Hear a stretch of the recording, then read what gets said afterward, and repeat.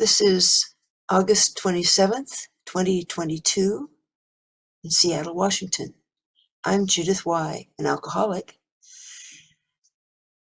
I'm the archives chair of District 40, and my home group is Saturday Promises. And Steve, take it away. All right, my name is Steve S., and I live in Seattle, and my home group is, I practice these principles, which it has been since about probably I started going to that meeting in 1996, and I think it probably became my home group in 1998. And I think, Was that your sobriety date, 1996? No. My sobriety date is April 6th, 1990. And I kind of bounced. I wanted to have a really neat sobriety date. I wanted to have January 1st, 1990 be my sobriety date, and it was. And then I went out and I smoked pot in April with a colleague. And so, I didn't change my sobriety date right away, but and I'll come to that. I mean, I might be all over the place, Judith. I hope it's not too bad. When I got a sponsor, I finally got a sponsor in August of 1990. And I told him, that I'd gone out and smoked pot. Should I change my sobriety date? And he said, do what you want to. And he said, it doesn't matter. All we have is today. And he was a very hands-off sponsor. And we later talked. He was my sponsor he died a year ago today. And so he was my sponsor for quite a while. Really hands-on until about 2018, 2019. And he later said he realized he couldn't really have told me much what to do, because I would have told him to go screw himself or fuck off. And that's probably true. But you gave me this little handout, and I made some notes. And one of the things was, how and when did you start drinking?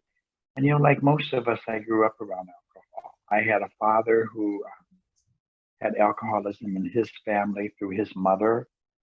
After I've had time to stop and think, I know there are many alcoholics in my paternal grandmother's family, and I've even talked to cousins that that's pretty much where most of the alcoholism came. And my father would be a binge drinker. He would go out when there was kind of like a celebration or something, and get very indulgent. And I started to drink. The first time I got drunk, we were at a wedding reception, and I was at this club in Siston, South Dakota, which is a city, which is probably the largest city in the county, and it's probably half Native American population. They have a lot of problems. There's a lot of alcoholism in that city, and we were at this club, and I was drinking, and I remember my father kind of keeping an eye on me, and by then I was just very intoxicated. And I remember coming out of my blackout at the hospital because they thought I should probably have my stomach pumped, because I had drank everything, Everclear. They didn't pump my stomach, but I remember coming out of that, talking, just rambling. And then the next thing I remember, waking up on the kitchen floor, and they had put me on the kitchen floor to sleep because they were afraid I was going to throw up, and it would be easier to clean up the linoleum than the carpet in the bedroom.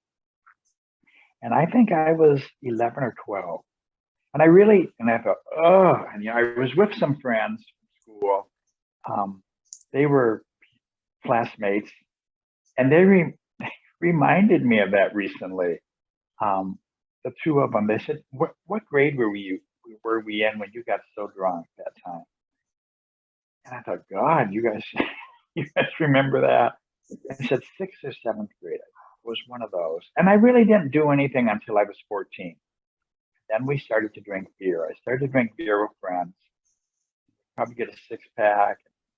And when I was about 15, I had a cousin who was probably 17 at the time, maybe 18, and he sold a lot of drugs. He made a lot of money selling drugs. And he got me high for the first time with marijuana, and I loved it. And from then, I was just kind of off to the races. You know, alcohol, usually it was alcohol, and it was beer, and then we'd probably smoke pot.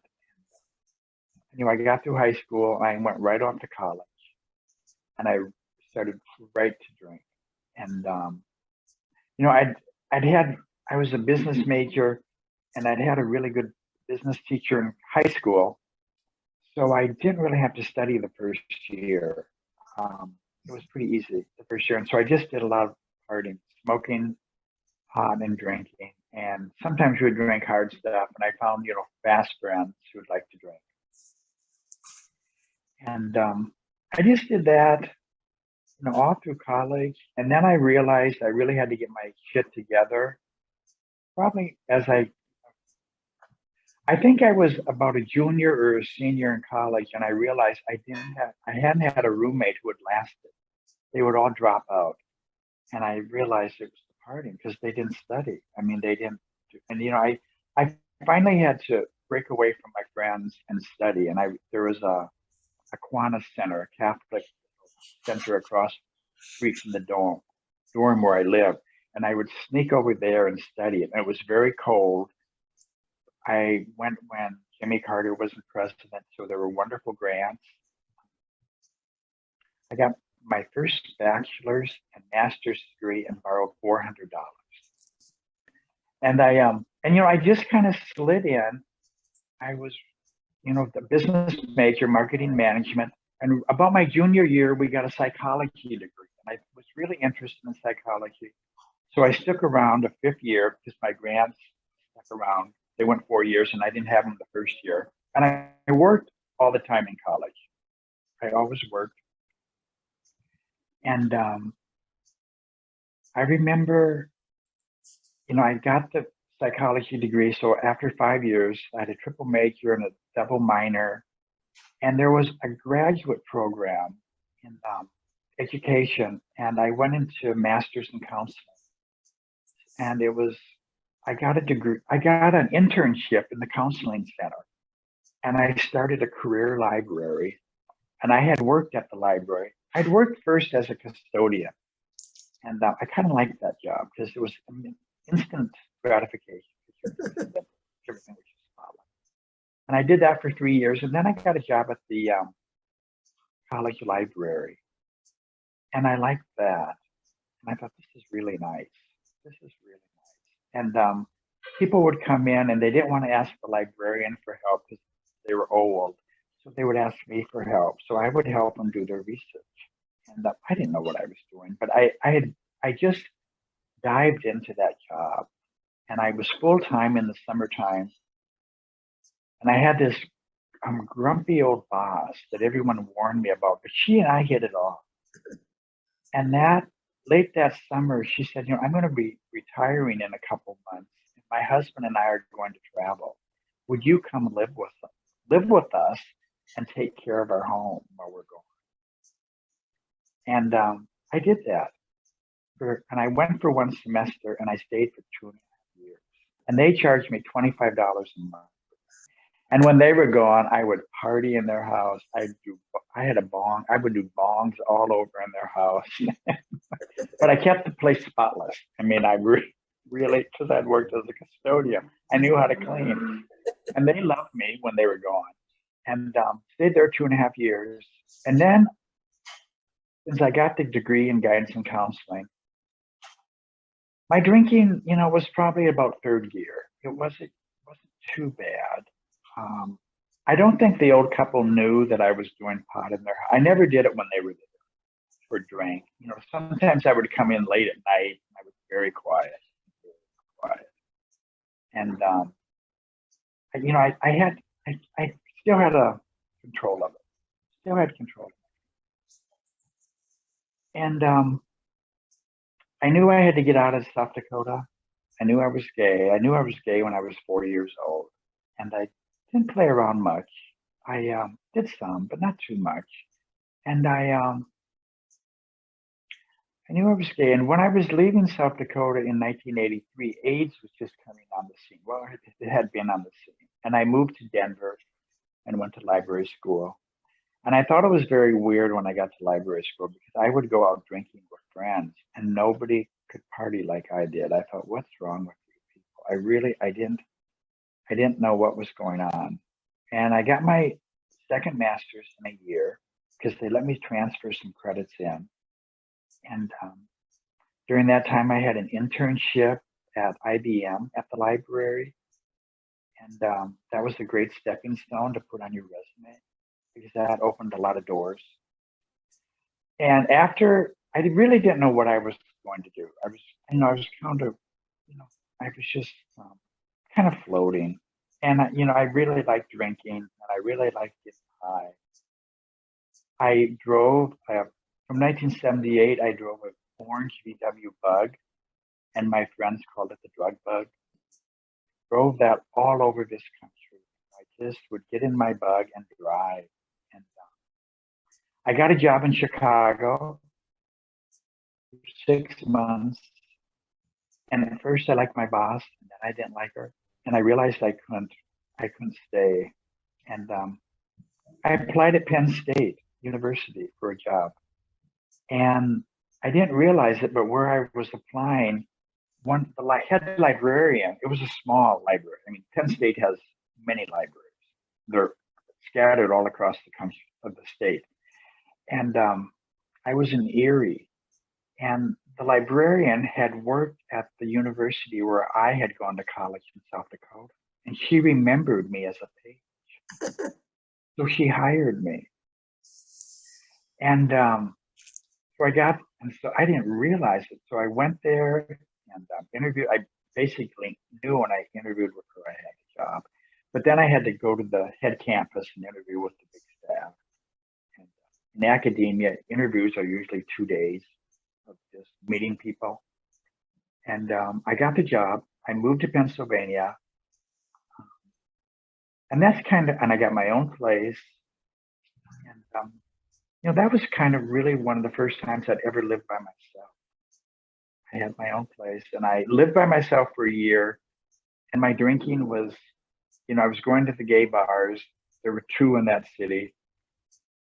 And I met a guy who I really liked and we were quite friendly. And we moved in together and we lived together for 2 years. And it was just like cat and dog. I mean, we fought like crazy. And my drinking, this was 19, moved in with him in 86. And by 88, I had found out I was an instructor at Penn State and, I wasn't progressing to the tenure track. So they really suggest, like in a year, you should probably move on. And they were very kind about that. And so I had a whole year. And in 88, I found that out. And that's where I consider I hit bottom. Because I was just struggling and I was drinking a lot and I was smoking pot.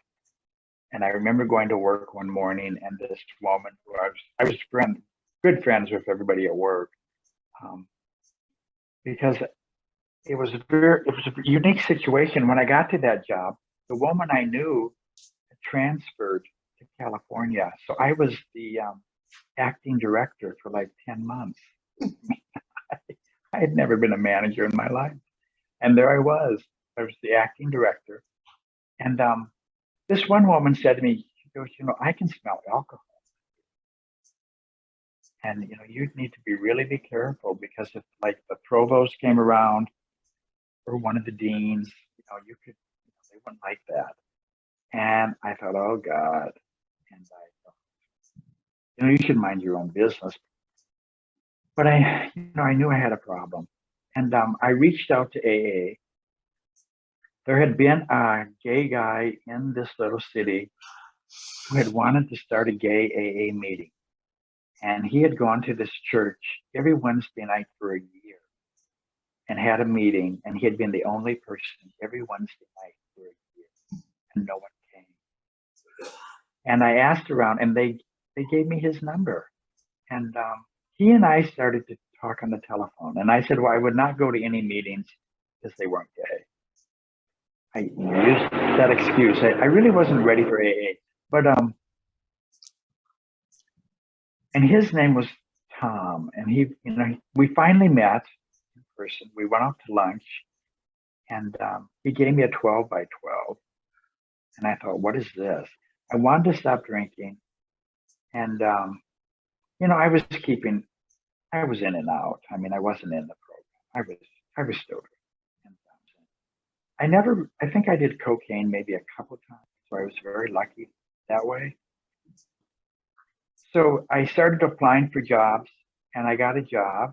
I had an uncle in Edmonds, and I flew out here and I applied for the job I currently have, and I got it. I found out a few weeks later, and I got in my car. The orange bug had been totaled 3 years before.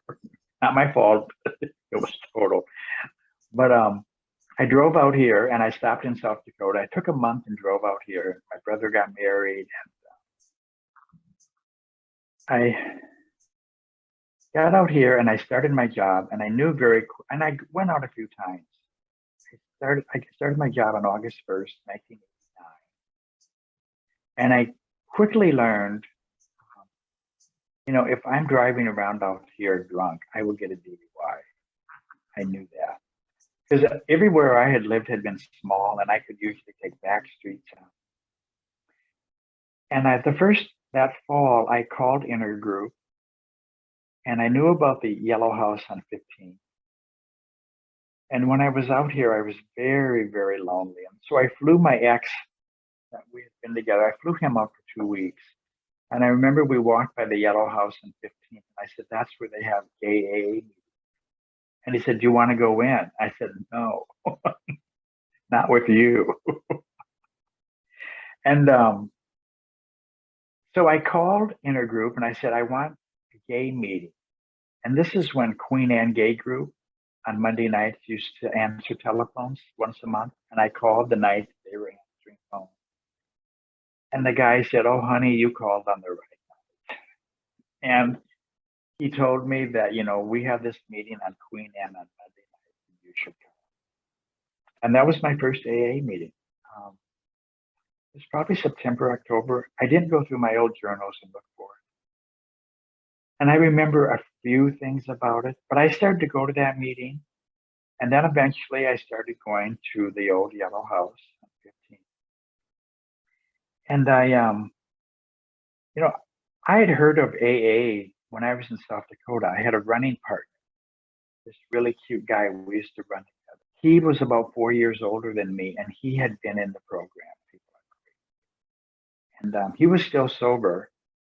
And I remember going out to a restaurant once. In the corner were all these guys from the meeting going out for coffee. And he said, they're all from the AA meeting.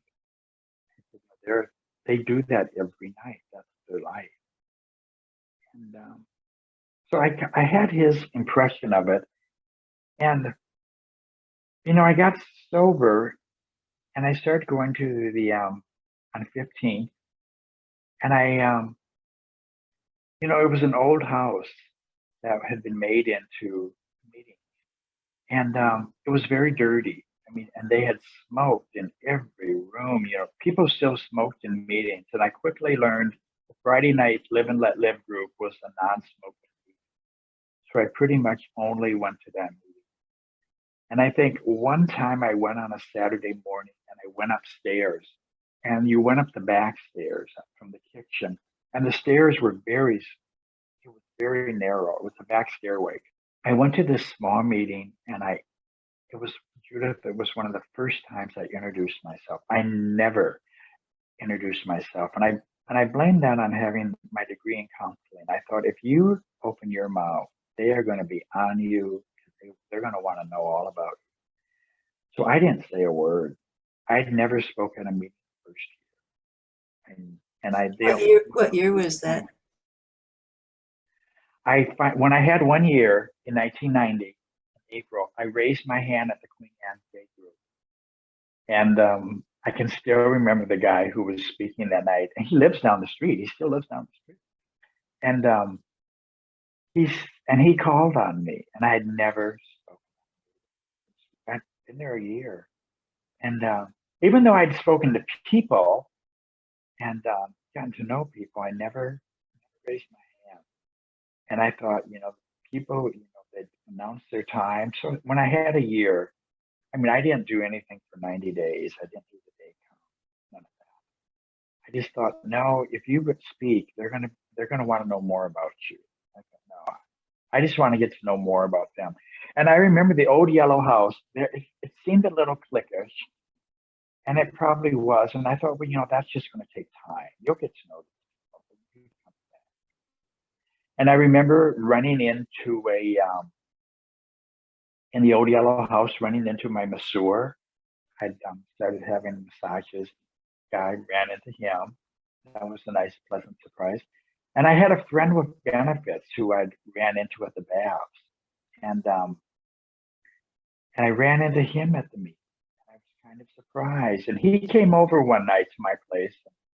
We played around, and then we went out for ice cream. And I was living in Linwood. The first 3 years I lived right by the library. And he said, there's an old guy up here who just was retired. He's a school teacher. He'd be a good sponsor for you.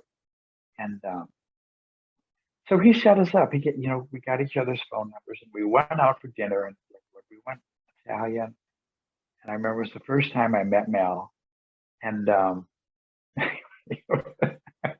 and Mel was pretty crazy himself. I met his partner that night, and they had me over, and Mel wanted to play an opera, and I thought, I just want to get out of here. I just said, I'm going to leave.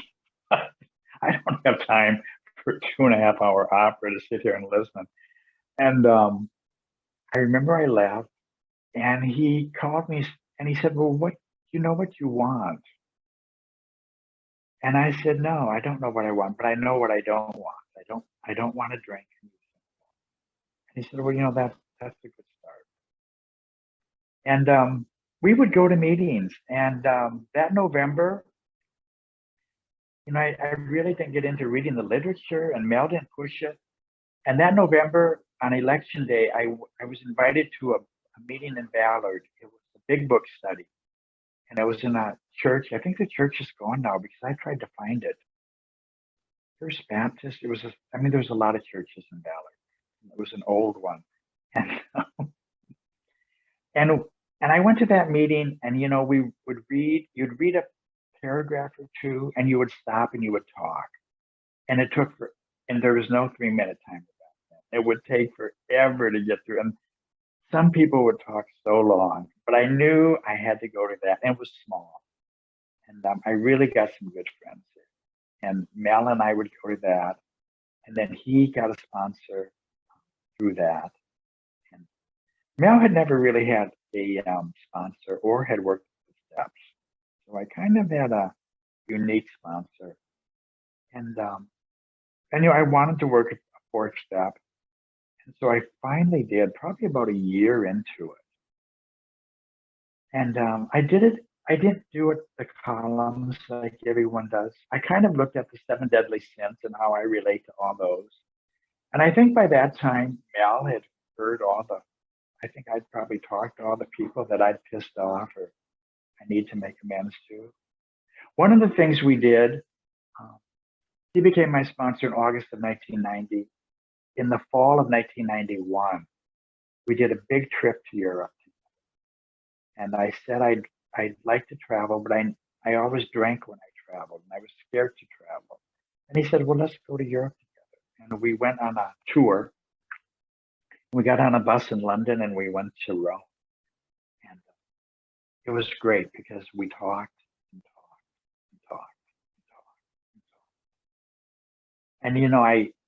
And one of the things that broke the ice for Mel and I is I ran into him at one Friday afternoon at the baths in the steam room, and it's not where you expect to run into your sponsor. And I hollered out his name, and no one speaks in the steam room. Everyone's quiet. And I also I don't know if this happened before, but his partner took me to Vancouver one weekend, and I slept with his partner. So my first amends I had to make to Mel was, I slept with your partner. And he said, I'm not surprised. And I don't know if he meant it for me or his partner. I think he meant it more for his partner. Because when we had that trip to Europe, he talked a lot about leaving Gilbert. You know, he needed to, and he finally did. In 92, Mel left Linwood. He bought a place downtown on Western, and I bought my place on Capitol Hill. And that fall of 91, I found out I was HIV positive. And I knew I had to find a place to live. And I thought if I bought, I would probably not get evicted. You know, I mean, a lot of people were struggling who were HIV positive and who had quit their jobs. I knew a lot of people. AIDS was a big part of the gay meetings. And I knew that if I became disabled, I had disability insurance that would give me 60% of my salary. And I figured out, you need to figure out. And I did that. And I stayed doing that. And that has came to be a huge reward because I saved a lot of that money. And I had money to travel. And it's really worked out well. That, you know, it's funny how the promises kind of come true and the gifts we can get from God. And in 95, I worked with Mel and, you know, got to know people. And I think probably in 95, I started taking the new drugs that were working. The virus, they couldn't find the virus in our blood anymore. We're called undetectable. And I've been undetectable for almost since 95. And yeah, and you know, they had side effects. The drugs had side effects. And you know, just kept plugging away, you know, and working the program. But you know, when I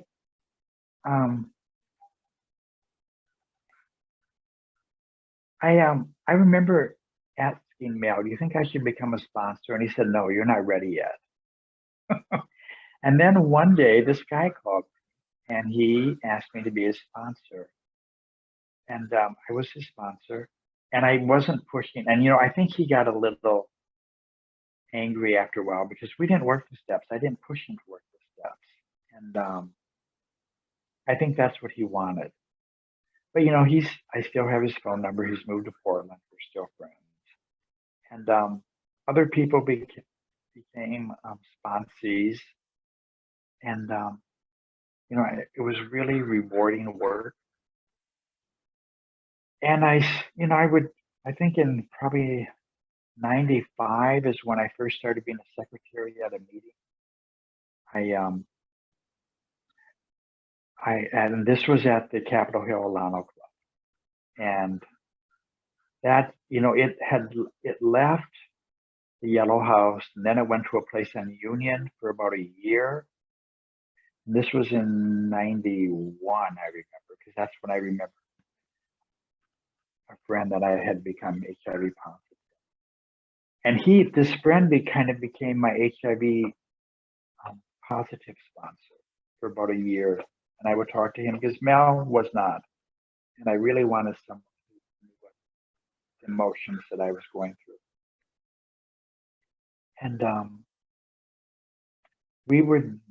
and then the club was there, and then it moved to a little place on Boylston. And that's when I probably really started going. I was the secretary, I remember, on Friday night, and the rooms were tiny, and you would just pack people in there. You know, you were the secretary, and the first row was only like 3 feet away from you.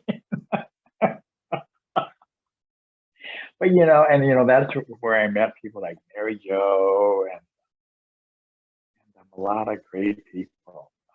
Not all of them, you know, that's where I met Kevin. And, you know, they were wonderful. And I got to know people and met people and did events outside. We'd go to the Vancouver Roundup, which was always on Easter weekend. Started going to the men's spiritual retreat out at Rainbow Lodge each year. faithfully did those things because I met so many people. And, I remember Mel telling me, he said, you're hanging with the winners. And a lot to me. Oh, I just kept working it.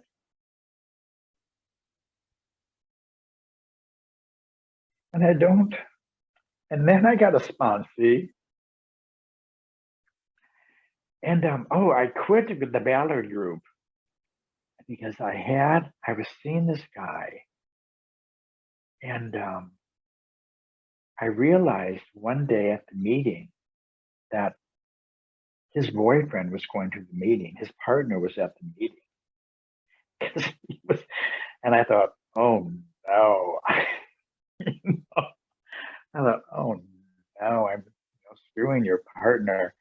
And I thought, well, I probably should find another, because I really liked that guy, and I liked both of them. So I can come back to that. And so I started going to PTP. Phil S. had told me about PTP, and he said, you should come. And one morning I was out for an early jog, and I was running down 15, and I glanced at Jack's Bistro. And there I saw a big book on the table, and the room was full of people. And I started going to that meeting. And, I can't remember the first time I went to Jack's. I can't remember. But I liked the meeting, and there was a lot of good sobriety there. It was just, and I don't know, I mean, you would hear something early in the morning, and it would stay with you throughout the day. And Jack's Bistro was a pretty weird place.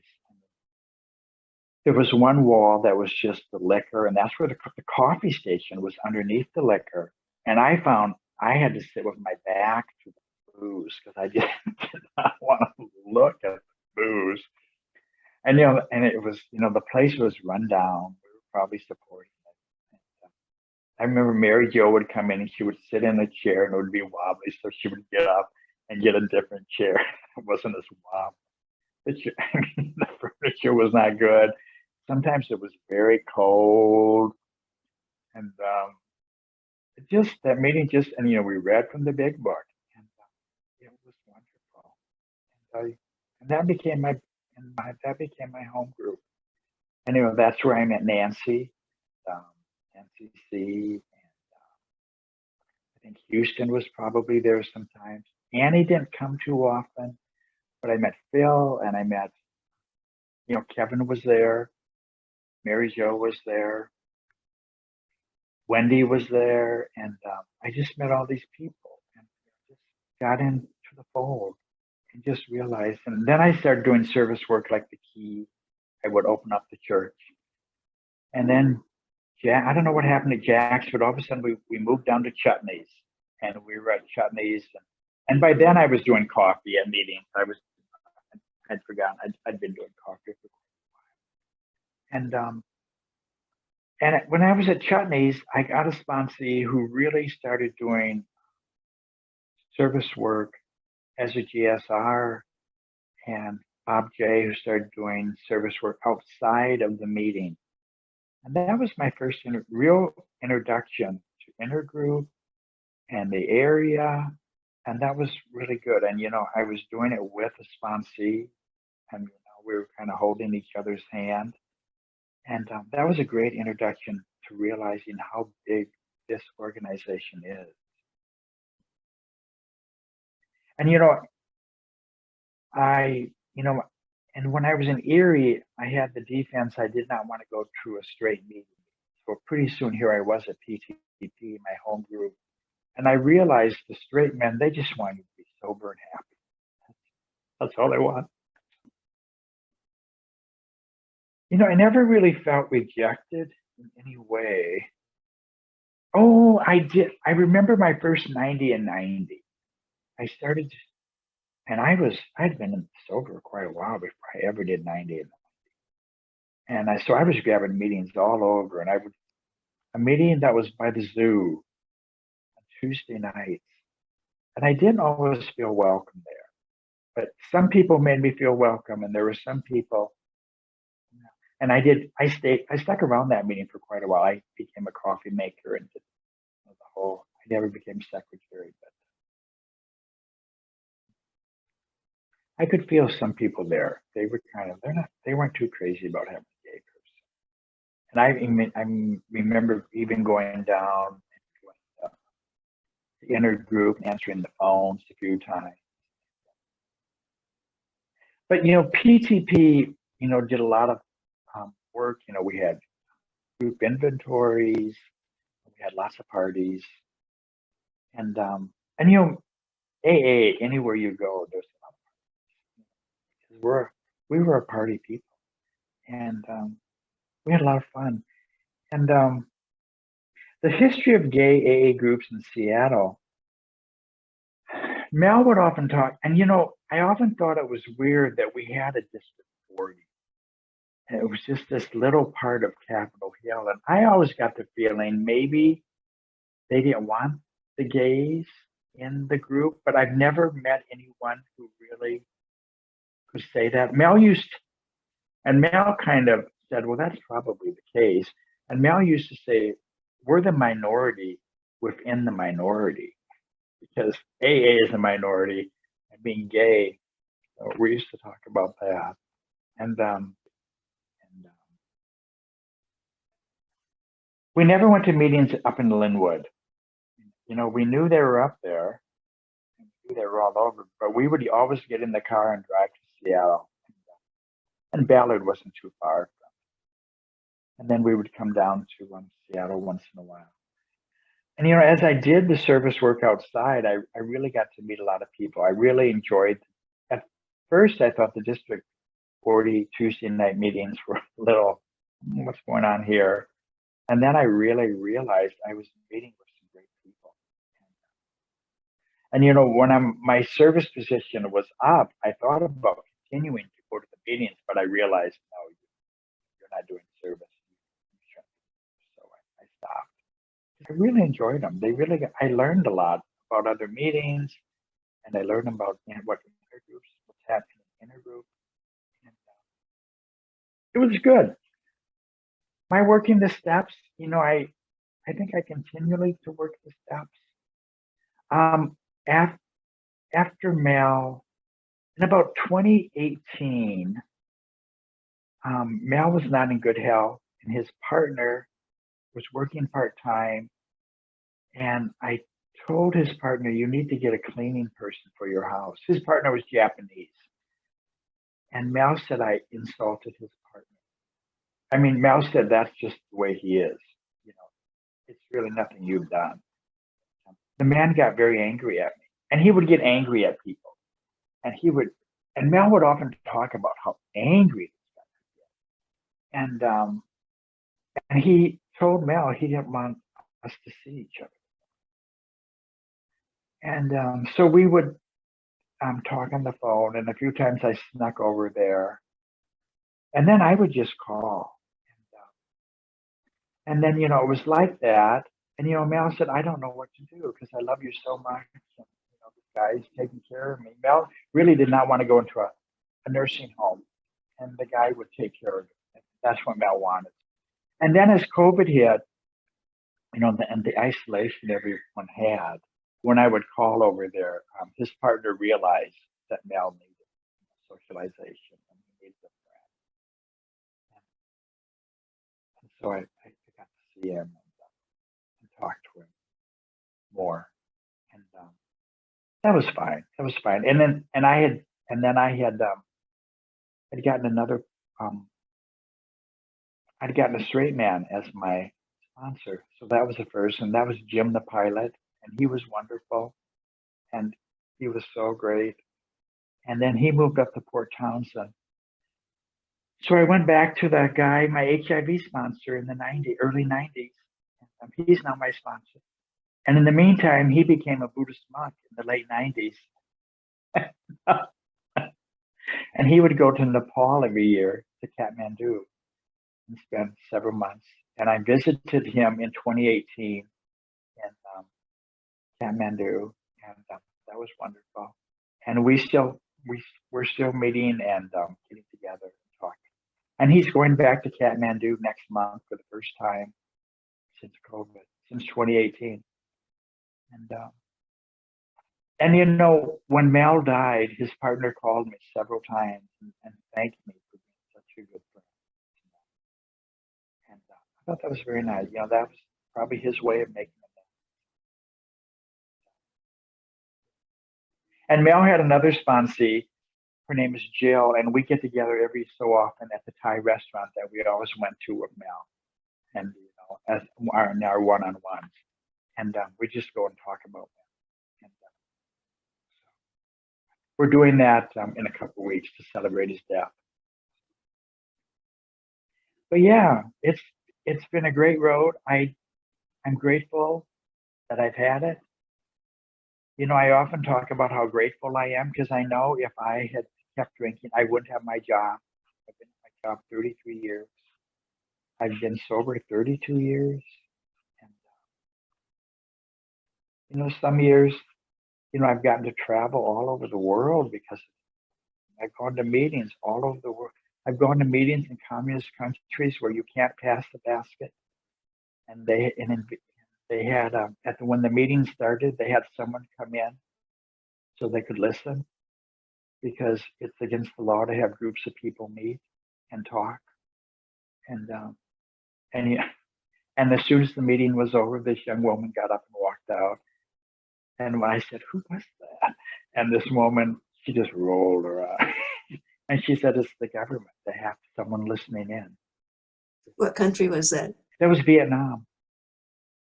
Yeah. That was in Saigon, Ho Chi Minh City.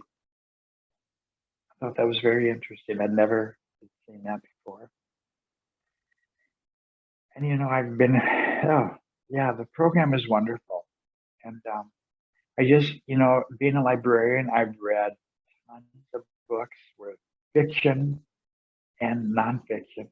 I love the nonfiction, you know, people telling their story. And last night, I just finished Danny Trejo's autobiography. And he killed someone when he was very young. And he got sober in the California state prison system when he was 25. And he has over 50 years of sobriety now. And it was just wonderful to hear him talk. You know, he got out and he became he married a woman whose family was in the film industry, and he got kind of a extra, and then he became a stunt man, and he was very muscular, and he became the rough guy. And he has his claim to fame is he has died in more shows and movies than anyone. In his book, it was 65 and counting. He has died on screen. Was that the title of the book, 65 and Counting? No, the title of the book. What is the title of it? I think it's just Trejo. And a guy in the program helps him write it. And I listened to it, and the guy talks at the end how he met. They were working on a film together. You know, he talks about God a lot. He talks about the promises, and you know, they definitely come true. You know, I'm thinking about retiring next year, and I mean, I could retire now, but I could hang out till I'm 65. It's been a wonderful ride, and I think I've talked about 45 minutes. Yeah. Well, before Can you have any questions for me? Yeah, I do actually. I just a couple of things. So you haven't said very much about a higher power. So has that been a feature of your sobriety or coming to sobriety? Or? Well, you know, I always had a higher power. I mean, I would go to church back home, and I loved going to church. I grew up on a farm in South Dakota where we worked very hard, and I would love to go to church because you got out of doing chores on Sunday. So I would go to church, and you know, I could always feel that spiritual. I've always felt. I always have. It just, I don't know. As a little kid, you know, at 4 years old, I knew I was gay, and I knew I had to get off the farm, and I thought I just have to figure out how to get out of it. And you know, No, the higher power stuff was always there. I mean, I think us too, because I grew up in the late 60s and the 70s, the woo-woo decade, and just get high and talk about God. And that's what I always loved to do. And now I get to go to AA meetings and I get to listen to people talk about God. And I remember one of the biggest God shots one time at PTP, we were meeting at Jack's Bistro, and it was cold outside, and this Wendy came with this guy. He was quite handsome. I remember he had this beautiful bulky sweater on, and he had a dog, and the dog stayed outside, of course, and the dog leaned against the door because there was warmth. The place, there was a crack in the bottom of the door. The dog was getting heat on his back and just sat against the door. And I remember somebody was talking. They said, I just wish I could get some sign that there was a God. And all of a sudden, that dog barked 3 times. And woof, woof, woof. And the whole room just cracked up. Yeah, I have no problem with the God stuff. And the people the newcomers who come and try to challenge it, I love to hear them talk. I think more power to you. More power to you. I don't think you can figure this program out. It just works. I don't. I've read a lot about the history of AA. There's a book called Writing the Big Book. It's wonderful. I don't know if you've had a chance to look at it. It's fairly new. It came out a couple of years ago. And I think one of the successes of AA is because, maybe I said this and you heard it, but because it was during the Depression. My parents grew up during the Depression, during the dirty 30s. But I think because everyone was so poor, they realized they had to stick together. It's interesting how this really worked out, and how it started in New York and then Akron. How Bill Wilson really started it. His helper was Hank Parkhurst. And then Hank went back out, so they needed another person. So they grabbed Dr. Bob, and how they all worked together. And how their wives were really the ones who made it go, because they're the ones who kept making the coffee. Yeah. And put up with all these strangers in their houses. It was crazy. I mean, yeah. Today, we have recovery centers. Very lucky. Can you think of anything else? Yeah, I do. So, do you have any concerns about AA in the future, or where do you think it's going to go?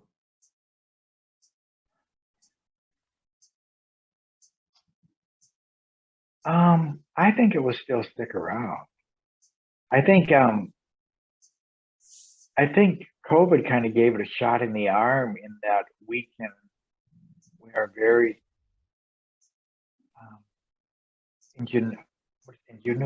what is the word? Creative, and that we adapted. And it wasn't just here in Seattle, it was everywhere. And I always wanted to go to it. I used the excuse in Erie, PA, that there was no gay meeting.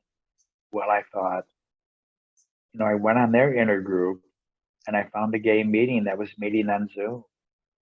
So I got to go to gay meetings in Erie, Pennsylvania.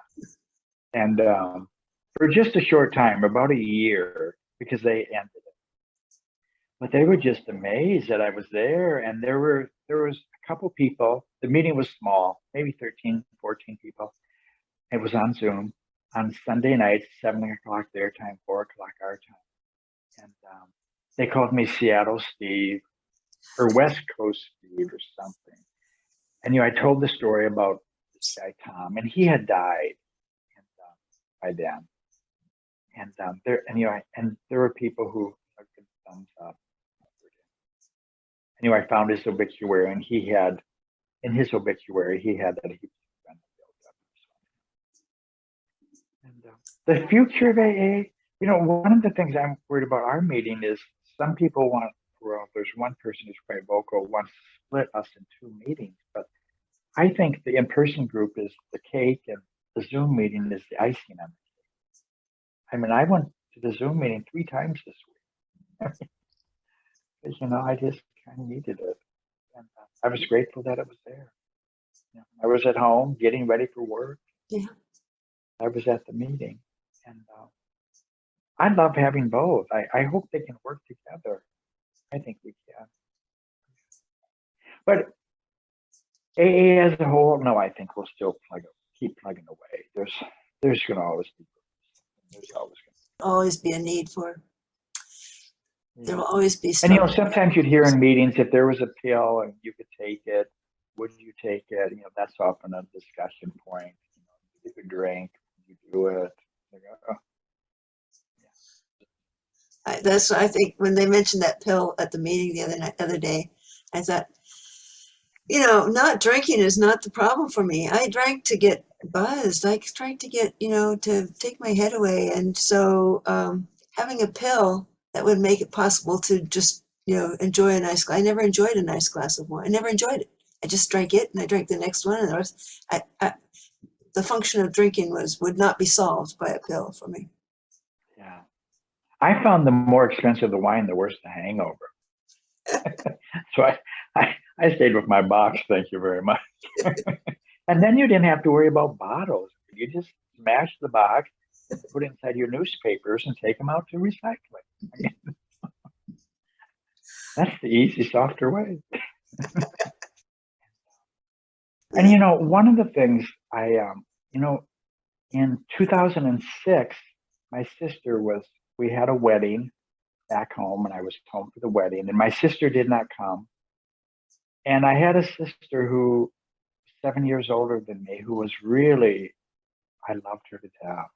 And there were 5 kids, and she was the middle one. I was the baby. She was very close. Everybody loved my sister, but she drank a lot.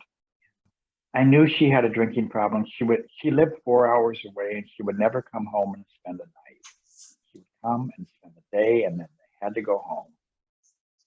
And I knew, I'd been around the program long enough. In 2006, she didn't come to this wedding, and we heard that she was so sick. And we flew back, her daughter, my niece, and her husband, and I, and the 2 kids. We drove back, and we took her to the hospital, and they put her in treatment. She looked horrible. I mean, she looked like she was 80 years old.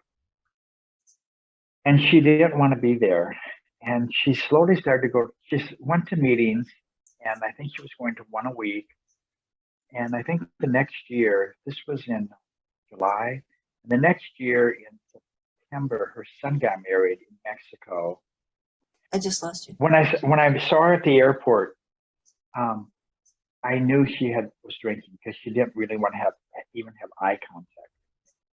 And she did drink at the wedding, but I knew, and our relationship was never really the same.